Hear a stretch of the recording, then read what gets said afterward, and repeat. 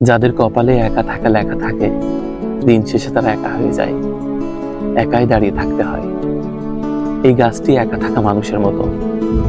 এই মাঠে কত রকমের ফসল আবাদ হয়, দুদিনের পরিচয়, দুদিনের বন্ধুত্ব, তারপর সেই ফসল কৃষকের ঘরে চলে যায়। শুধুমাত্র এই গাছটি একা ঠায় দাঁড়িয়ে থাকে, সব ঋতুতে, সব সময়। এই তো কয়দিন আগে ধানের সাথে বন্ধুত্ব হয়েছিল, ধান এখন বিদায় নিচ্ছে। এরপর কিছুদিন একা থাকার পর এই মাঠে আবার সরিষা ফুল ফুটবে, একাকিত্ব ঢাকবে সরিষা ফুলের মাঝে।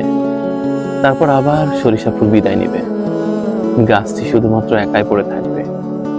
সম্ভবত অনেক মানুষের জীবন এরকম। একাকী থাকা গাছ হয়তোবা এই ক্ষণজন্মা বিভিন্ন ফসলকে জিজ্ঞেস করে, আমাকে ভালোবাসলে না কেন, ভালোবেসে তোমাদের সাথে নিয়ে গেলে না কেন।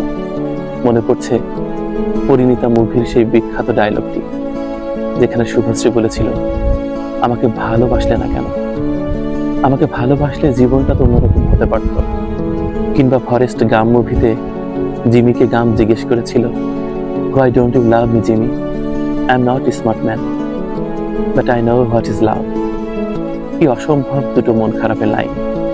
সত্যি, যারা একা থাকে তাদের সব ঋতুতে সব সময় একাই থাকতে হয়।